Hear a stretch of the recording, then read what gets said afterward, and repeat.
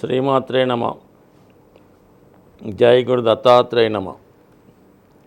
ఈ వీడియోలో మనం 2024 సంవత్సరం జూన్ నెలలో ధనుస్సు రాశి వారి యొక్క మాస ఫలితాలు తెలుసుకునే ప్రయత్నం చేద్దాం. మరి ధనుస్సు రాశి వారికి ఈ నెలలో కుజుని యొక్క అనుగ్రహం చాలా బలంగా ఉండడం జరిగింది. ముఖ్యంగా కుజుడు పంచమస్థాన గతుడవటం వల్ల ఒక విధంగా అది మీ పూర్వపుణ్య స్థానం. మీలో ఉన్నటువంటి టాలెంట్కి, విద్వత్తుకి తగిన గుర్తింపు ఈ సమయంలో రావడం జరుగుతుంది. ప్రతి ఒక్కరికి కూడా వాళ్ళ జీవితాశయం ఏదో ఒకటి ఉండడం జరుగుతుంటుంది. ఒకరికి ఏదో ఒక పుస్తకం రాద్దామని, లేదంటే ఒక మంచి అందమైనటువంటి మేడ కడదామని, లేదంటే ఒక సినిమా తీద్దామని ఉంటుంది.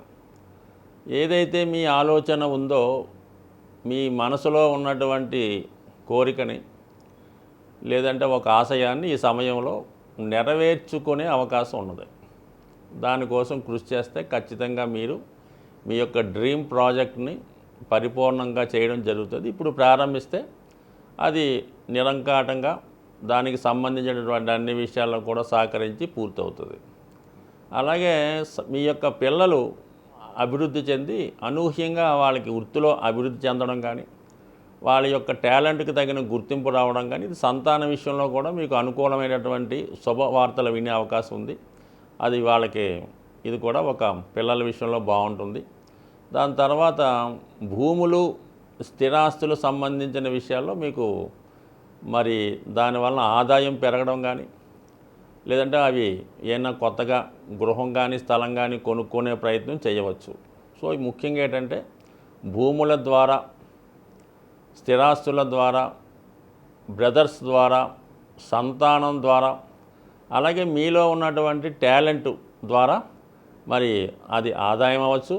మీకు రావాల్సింది ఏదన్నా అది ధన వస్తు రూపేణన్నా వచ్చే అవకాశం ఉంది. కొన్ని సందర్భాల్లో కొంతమందికి విశేషమైనటువంటి నేమ్ అండ్ ఫేమ్ కూడా రావడం కూడా జరిగే అవకాశం ఉంది. ఏదైనా ఒక గుర్తింపు, ఒక నేము ఈ సమయంలో రావడం జరుగుతుంది. మరీ ముఖ్యంగా ఏంటంటే కుజుడు 12వ స్థానాన్ని వీక్షించడం వల్ల రుణాల నుంచి ఒకవేళ ఏదైనా కారణాంతరాలు ఉంటే అవి ఈ సమయంలో వాటి నుంచి బయటపడే అవకాశం కూడా ఉన్నది.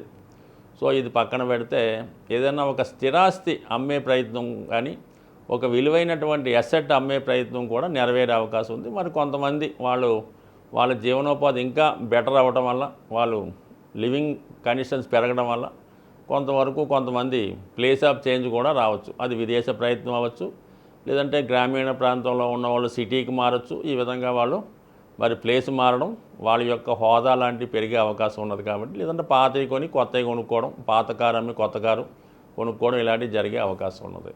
ఇంక యాజిటీగా మీకు శని భగవానుడు కూడా ఇప్పుడు మొన్నటి వరకు రాహు నక్షత్రం మీద సంచరిస్తూ ప్రస్తుతం గురువు యొక్క నక్షత్రం పూర్వభాద్ర మీదకి రావడం వల్ల ఒక విధంగా గురువు 6వ స్థానంలో ఉండడం వల్ల విజయ అవకాశాలు ఎక్కువగా పెరిగినాయి. అటు ఉద్యోగ సంబంధించిన విషయాల్లో కానీ, ఆరోగ్య సంబంధించిన విషయాల్లో కానీ, శత్రువులపై విజయం సాధించే విషయంలోని కంపల్సరీగా జాతకుడికి విజయ అవకాశాలు చాలా అనుకూలంగా రావడం జరిగింది. అంటే ఫర్ ది సేమ్ టైము కొంతమంది శత్రువులు కూడా ఎక్కువ మంది అయ్యే అవకాశం ఉంది. అవి అంతర్గత శత్రువులు కావచ్చు, బయట శత్రువులు కావచ్చు. ముఖ్యంగా స్త్రీలతో విరోధాలు ఎక్కువగా వచ్చే అవకాశం ఉంది. ఈ మొదటి పక్షంలో ఈ శుక్ర రవి 6వ స్థానంలో ఉండడం వల్ల అది దగ్గర బంధువులైనటువంటి, అంటే అది అత్తవారి బంధువులు అవ్వచ్చు, అధికారంలో ఉన్నటువంటి స్త్రీలు అవ్వచ్చు, లేదంటే మీరు ఏదైనా ఫైనాన్స్ లావాదేవీలు చేస్తున్నటువంటి స్త్రీల వల్ల ఇబ్బందులు, దానివల్ల అపకీర్తి లాంటివి వచ్చే అవకాశం ఉంది. కాబట్టి చాకచక్యంగా ఫైనల్ సక్సెస్ మీకు వచ్చినప్పుడు కూడా కొంతవరకు టెంపరీగా తగ్గవలసి ఉంటుంది. కాబట్టి సాధ్యమైనంత వరకు విరోధాలకి, స్త్రీలతో వ్యవహారాలకి దూరంగా ఉంటే మరి ఇది ఇంచుమించుగా ఈ నెల మొదటి 2 వారాలు జాగ్రత్తగా ఉంటే దాని తర్వాత ఆటోమేటిక్గా అవి మనకి ఫేవర్గా అనుకూలంగా ఉండే అవకాశం ఉంది. కాబట్టి ఈ విషయంలో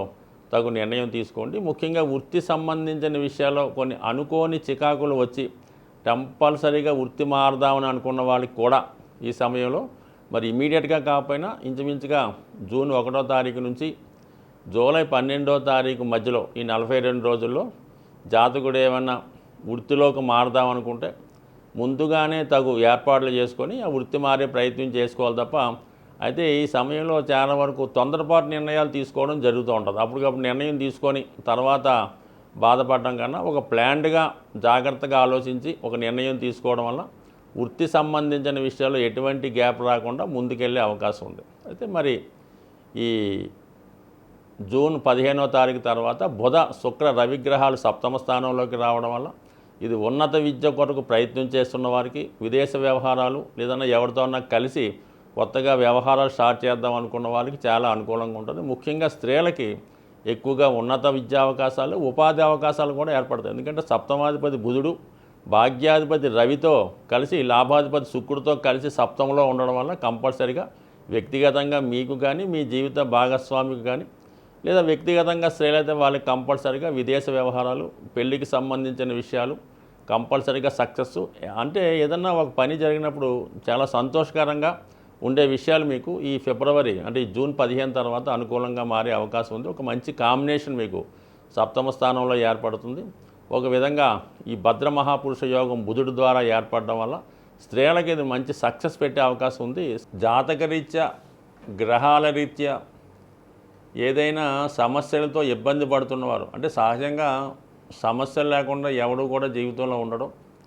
అయితే కొంతమంది ఆ సమస్యల్ని ముందుగానే గమనించి తగు విధంగా ఆ సమస్యల్ని నుంచి బయటపడే విధంగా విధి విధానంగా ఏదో దానం ద్వారానో, జపం ద్వారానో, పూజ ద్వారానో వాళ్ళ స్థాయిని బట్టి చేసుకుంటూ ఉంటారు. కొంతమంది సమస్య వచ్చిన తర్వాత ఇబ్బంది పడి అప్పుడు ఏదో పూజలో పునస్కారాలు ఏమన్నా పట్టుకుంటూ ఉంటారు. సో ఈ విధంగా చాలామందికి ఏంటంటే ఏ సమస్య వచ్చినప్పుడు ఏ పరిహారం చేసుకోవాలి, లేదంటే ఏ దైవాన్ని పూజించాలి అన్నటువంటి విషయంలో కూడా సరైనటువంటి గైడెన్స్ లేకపోవడం వల్ల కొంతవరకు వృధా అవుతుంటుంది. అయితే ఈ నెలలో ముఖ్యంగా జూన్ నెలలో అన్ని రాశుల వారికి శాశ్వత పరిష్కారంగా ఈ జూన్ 6వ తారీఖున శని భగవానుడి జయంతి రాబోతుంది. సాధారణంగా ఏదన్నా ఒక ప్రత్యేక దినాల్లో మనం ఆ ప్రత్యేక దైవాన్ని పూజించినప్పుడు ఆ ఫలితం సంవత్సరం అంతా కూడా ఉండే అవకాశం ఉంది. ఎలాగైతే మనం మహాశివరాత్రి రోజు శివుణ్ణి పూజిస్తే సంవత్సరం అంతా మనకు ఆ పుణ్యఫలం దక్కుతుందో, అదేవిధంగా ఈ శని జయంతి రోజు శని భగవాన్ని విధి విధానంగా పూజించడం వల్ల కంపల్సరిగా అతని యొక్క అనుగ్రహం అందరి మీద ఉండి అన్ని సమస్యల నుంచి బయటపడే విధంగా ఉండే అవకాశం ఉంది. అంటే అనుగ్రహం ఇవ్వడంలో కానీ శని ఒక పదవి ఇవ్వాలన్నా, ఒక రాజకీయ హోదా ఇవ్వాలన్నా, ఒక మంచి భార్య ఇవ్వాలన్నా, మంచి ఆరోగ్యం ఇవ్వాలన్నా, మంచి అలవాట్లు ఇవ్వాలన్నా కంపల్సరీగా శని భగవానుడు మాత్రమే ఇవ్వగలడు.